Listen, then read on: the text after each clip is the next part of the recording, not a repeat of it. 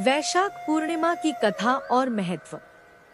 नमस्कार दोस्तों, स्वागत है आपका एक बार फिर हमारे चैनल पर। आज हम बात करेंगे एक ऐसे पावन अवसर की जो न सिर्फ धार्मिक दृष्टि से बल्कि आध्यात्मिक रूप से भी बेहद महत्वपूर्ण है। जी हाँ, हम बात कर रहे हैं वैशाख पूर्णिमा की, जिसे बुद्ध पूर्णिमा या वैसाखी के नाम से भी जाना जाता है। आइए जानते हैं क्यों इस दिन का हमारे धर्म और संस्कृति में इतना विशेष स्थान है। वैशाख माह हिंदू धर्म में अत्यंत पवित्र माना जाता है। इस पूरे महीने को धार्मिक दृष्टि से बहुत ही शुभ और फलदायक माना गया है। इस समय खासकर पवित्र नदियों में स्नान करना, जरूरतमंदों को दान देना और कोई भी धार्मिक कार्य करना बहुत पुण्यदायक होता है। जब इस पावन महीने की पूर्णिमा तिथि आती है तो उसे वैशाख पूर्णिमा कहा जाता है। और इसी दिन एक और महत्वपूर्ण घटना घटित हुई थी। भगवान विष्णु ने अपने नवे अवतार यानी भगवान बुद्ध के रूप में धरती पर जन्म लिया था। इसी कारण से बौद्ध धर्म के अनुयायी इस दिन को बुद्ध पूर्णिमा के रूप में श्रद्धा और भक्ति से मनाते हैं। यह दिन सत्य, ज्ञान और करुणा का प्रतीक माना जाता है और इसी वजह से इसे सत्य विनायक पूर्णिमा भी कहा जाता है। नमस्कार दोस्तों, स्वागत है आपका हमारे चैनल पर। आज हम बात करेंगे वैशाख पूर्णिमा 2025 की, जो हिंदू धर्म में बेहद पावन और फलदायक दिन माना जाता है। जानेंगे इस दिन की तिथि, महत्व और पूजा विधि के बारे में। तो आइए, साल 2025 में वैशाख पूर्णिमा 12 मई सोमवार को पड़ रही है। हिंदू पंचांग के अनुसार पूर्णिमा तिथि की शुरुआत 11 मई की रात 8:01 से होगी और यह समाप्त होगी 12 मई की रात 10:25 बजे। इस दिन का धार्मिक दृष्टि से बड़ा महत्व है। वैशाख पूर्णिमा के दिन भक्त लोग ब्रह्मा मुहूर्त में उठकर पवित्र स्नान करते हैं, खासकर किसी नदी या सरोवर में। इसके बाद व्रत रखा जाता है जो पूर्णिमा तिथि समाप्त होने तक चलता है। घर की साफ सफाई की जाती है और पूजा स्थान को पीले फूलों, धूप बत्तियों और दीपों से सजाया जाता है। फिर भगवान विष्णु या किसी अन्य आराध्य देवता की तस्वीर के सामने श्रद्धा से पूजा की जाती है। कई लोग इस दिन सत्यनारायण भगवान की कथा भी करवाते हैं, जिससे परिवार में सुख शांति और समृद्धि बनी रहे। पूजा के समय भक्त सत्यनारायण भगवान की कथा का पाठ करते हैं। भगवान के सामने दूध, घी, शहद, गुड़, नारियल और सूजी से तैयार किया गया खास प्रसाद चढ़ाया जाता है। साथ ही चंदन, सुपारी, पत्ते और फल भी अर्पित किए जाते हैं। चंद्रमा के निकलने के बाद उसकी पूजा की जाती है और अर्घ्य दिया जाता है। वैशाख पूर्णिमा का महत्व। हिंदू धर्म में हर पूर्णिमा का विशेष महत्व होता है, लेकिन वैशाख पूर्णिमा को खास माना गया है क्योंकि यह देवताओं का महीना होता है। इस दिन भगवान बुद्ध का जन्म हुआ था। मान्यता है कि इस दिन भगवान विष्णु की पूजा और व्रत करने से सभी पाप समाप्त हो जाते हैं। चंद्रदेव की पूजा करने से भी दोष मिट जाते हैं। वैशाख पूर्णिमा का दिन हिंदू धर्म में बहुत ही पवित्र माना जाता है। इस दिन दान करना और किसी पवित्र नदी या सरोवर में स्नान करना विशेष रूप से फलदायी होता है। मान्यता है कि इस दिन भगवान ब्रह्मा ने काले और सफेद तिलों की उत्पत्ति की थी, इसलिए तिल का उपयोग इस दिन जरूर करना चाहिए।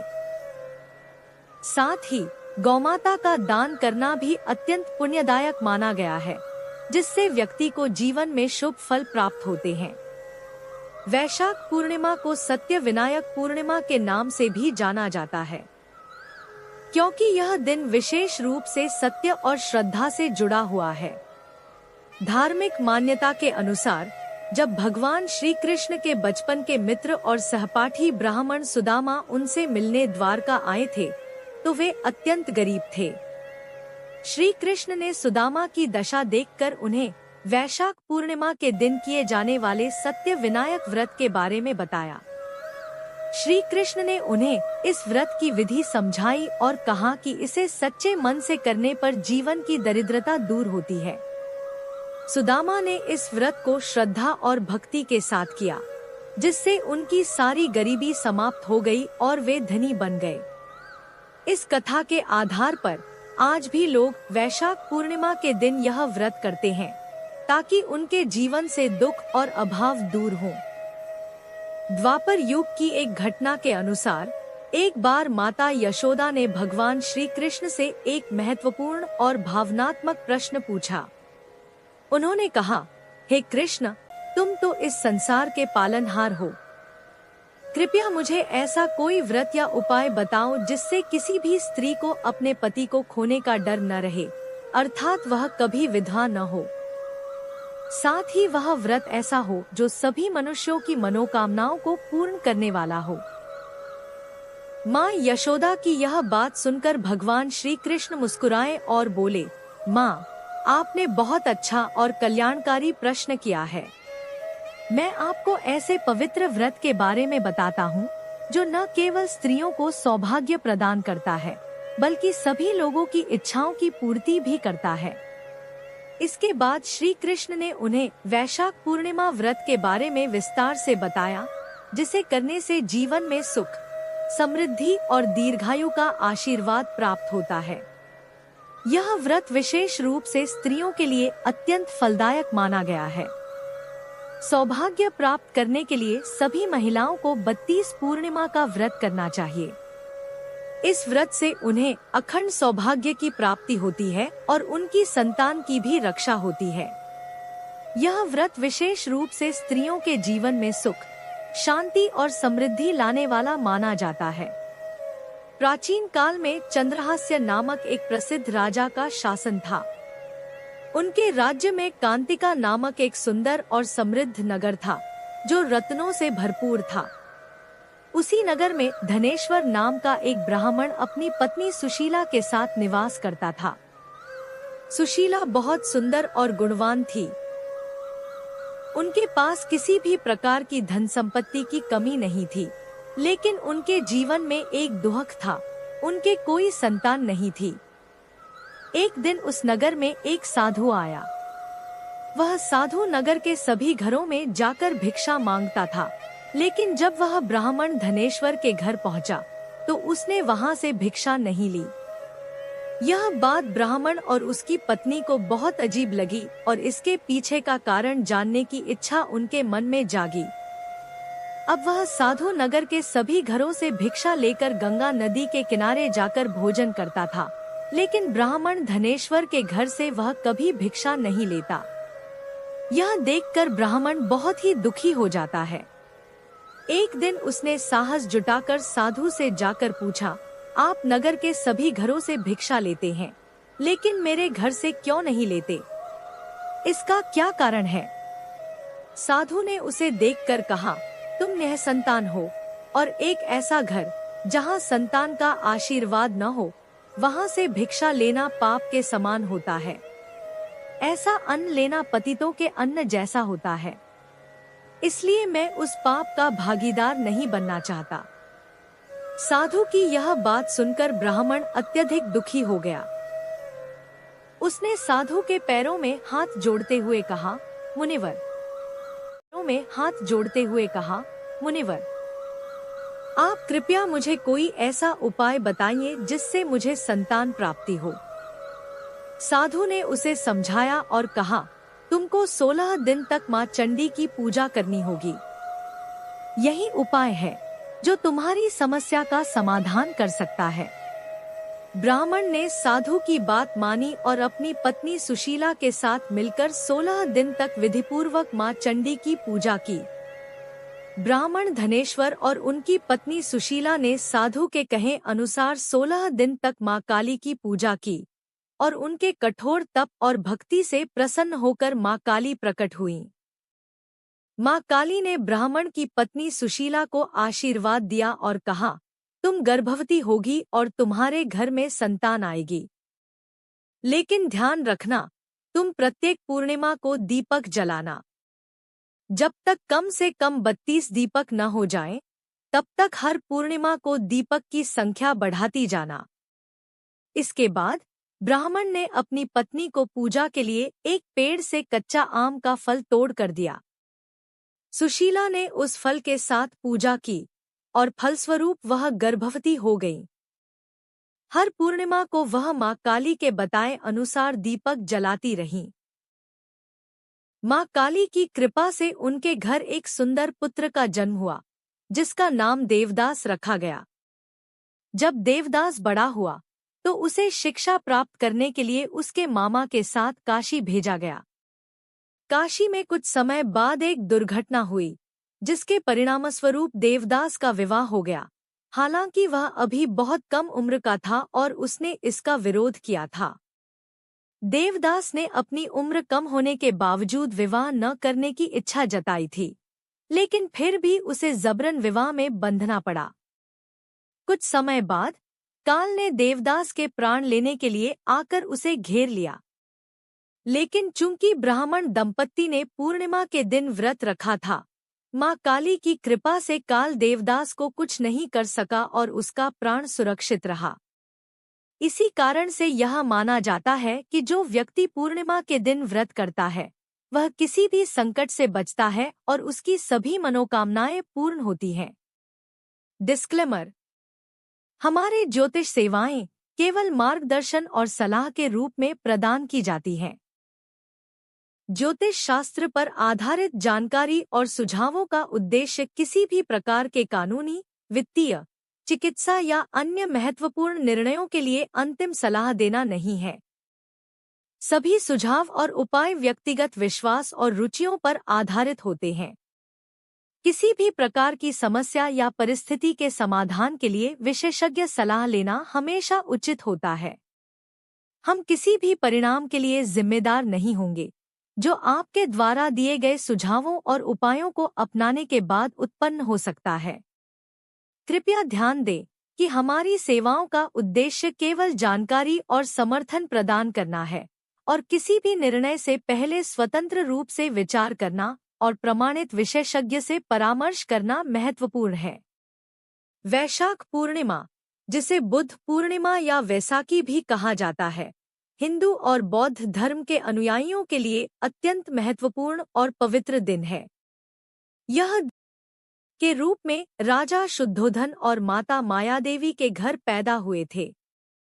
बचपन से ही उन्होंने जीवन के असल उद्देश्य को जानने की तीव्र इच्छा महसूस की। जैसे जैसे वह बड़े हुए, उन्होंने मानव जीवन के दुखों के कारणों और समाधान की खोज शुरू की। गौतम बुद्ध ने बोधगया में 35 वर्ष की आयु में ध्यान और तपस्या के माध्यम से ज्ञान प्राप्त किया था। बोधगया वह स्थान है जहां उन्होंने बोधि वृक्ष के नीचे बैठकर बोध ज्ञान प्राप्त किया और सत्य के मार्ग को पाया। बुद्ध ने ज्ञान प्राप्ति के बाद अपनी शिक्षाओं के माध्यम से मानवता को यह बताया कि जीवन के दुखों का कारण अज्ञानता, इच्छा और बंधन है और इन्हें समाप्त करने का उपाय निर्वाण, मुक्ति है। इसके बाद कुशीनगर में उनका महापरिनिर्वाण हुआ, यानी वे इस भौतिक शरीर को छोड़कर निर्वाण की अवस्था में चले गए। वैशाख पूर्णिमा के दिन गौतम बुद्ध के जीवन की यह महत्वपूर्ण घटना उनके अनुयायियों के लिए एक प्रेरणा का स्रोत बनी। वैशाख पूर्णिमा का महत्व। वैशाख पूर्णिमा, जो बौद्ध धर्म के अनुयायियों के लिए बुद्ध पूर्णिमा के रूप में मनाई जाती है, यह दिन भगवान बुद्ध की शिक्षाओं और उनके जीवन के महत्वपूर्ण क्षणों की याद दिलाता है। इसी दिन भगवान बुद्ध ने बोधगया में ज्ञान प्राप्त किया था और उनके जीवन का मार्गदर्शन प्राप्त हुआ था। इस दिन बौद्ध अनुयायी बोधि वृक्ष के पास पूजा और ध्यान करते हैं, क्योंकि यह वही स्थान है जहां उन्होंने सत्य की प्राप्ति की। वैशाख पूर्णिमा का दिन बौद्ध धर्म के अनुयायियों के लिए एक तरह से आध्यात्मिक उन्नति और शांति का प्रतीक है। इसी दिन लोग भगवान बुद्ध के जीवन और उनके उपदेशों का अनुसरण करने का संकल्प लेते हैं। वे उनके द्वारा बताई गई मध्य मार्ग की अवधारणा को समझते हुए अपनी जिंदगी में संतुलन और शांति लाने का प्रयास करते हैं। हिंदू धर्म में बुद्ध पूर्णिमा। हिंदू धर्म में भगवान बुद्ध को भगवान विष्णु का 9वां अवतार माना जाता है। माना जाता है कि भगवान विष्णु ने मानवता के कल्याण के लिए गौतम बुद्ध के रूप में जन्म लिया। हिंदू धर्म में इस दिन की पूजा और महत्व इस विचार से जुड़ा हुआ है कि भगवान बुद्ध ने मनुष्य को अज्ञानता और दुहक से मुक्त करने के लिए अपने ज्ञान का उपदेश दिया। यही कारण है कि हिंदू धर्म में भी इस दिन को एक महत्वपूर्ण दिन माना जाता है। पूजा विधि और रीति रिवाज। इस दिन विशेष रूप से बौद्ध अनुयायी और हिंदू श्रद्धालु भगवान बुद्ध की मूर्ति पर फूल अर्पित करते हैं और उनके सामने दीपक जलाते हैं। दीपक जलाना इस दिन का एक अहम हिस्सा है, क्योंकि यह अंधकार से प्रकाश की ओर, अज्ञानता से ज्ञान की ओर बढ़ने का प्रतीक है। बौद्ध अनुयायी इस दिन ध्यान, मेडिटेशन करते हैं और भगवान बुद्ध के उपदेशों का जाप करते हैं ताकि वे आंतरिक शांति और मानसिक शांति प्राप्त कर सकें। इसके अतिरिक्त कुछ भक्त इस दिन उपवास भी करते हैं और भगवान बुद्ध की उपासना के लिए फल और मिठाइयाँ अर्पित करते हैं। इस दिन कई बौद्ध मठों और मंदिरों में विशेष अनुष्ठान और धार्मिक आयोजन होते हैं। इसमें उपदेश देने और बुद्ध के जीवन को आदर्श के रूप में प्रस्तुत करने के लिए प्रवचन होते हैं। वैशाख पूर्णिमा के प्रभाव। जो लोग इस दिन उपवास रखते हैं, ध्यान करते हैं और भगवान बुद्ध की पूजा करते हैं, उन्हें मानसिक शांति और समृद्धि प्राप्त होती है। बौद्ध धर्म में इसे धम्मचक्र प्रवर्तन, धर्म चक्र के प्रवर्तन के रूप में देखा जाता है। इसे इस रूप में देखा जाता है कि जैसा भगवान बुद्ध ने जीवन को समझा और उसे अपने अनुयायियों तक पहुंचाया, ठीक वैसे ही भक्तों के जीवन में भी सत्य, शांति और ज्ञान का संचार होता है। हिंदू धर्म में भी जो व्यक्ति इस दिन भगवान विष्णु और भगवान बुद्ध की पूजा श्रद्धा और ईमानदारी से करता है, उसे अपने पिछले पापों से मुक्ति मिलती है और उसके जीवन में सुख और शांति का वास होता है। निष्कर्ष। वैशाख पूर्णिमा, जिसे बुद्ध पूर्णिमा के नाम से भी जाना जाता है, न केवल भगवान बुद्ध की जयंती है, बल्कि यह दिन उनके द्वारा दिए गए जीवन के सर्वोत्तम उपदेशों का पालन करने का दिन है। इस दिन का महत्व न केवल बौद्ध धर्म के अनुयायियों के लिए है, बल्कि हिंदू धर्म में भी इसे एक पवित्र और शुभ दिन के रूप में मनाया जाता है। इस दिन के द्वारा हम सभी को अपने जीवन में शांति, संतुलन और आंतरिक जागरूकता प्राप्त करने का अवसर मिलता है। हम सभी को वैशाख पूर्णिमा की हार्दिक शुभकामनाएं, ताकि यह दिन हमारे जीवन में शांति और सकारात्मक ऊर्जा का संचार करे।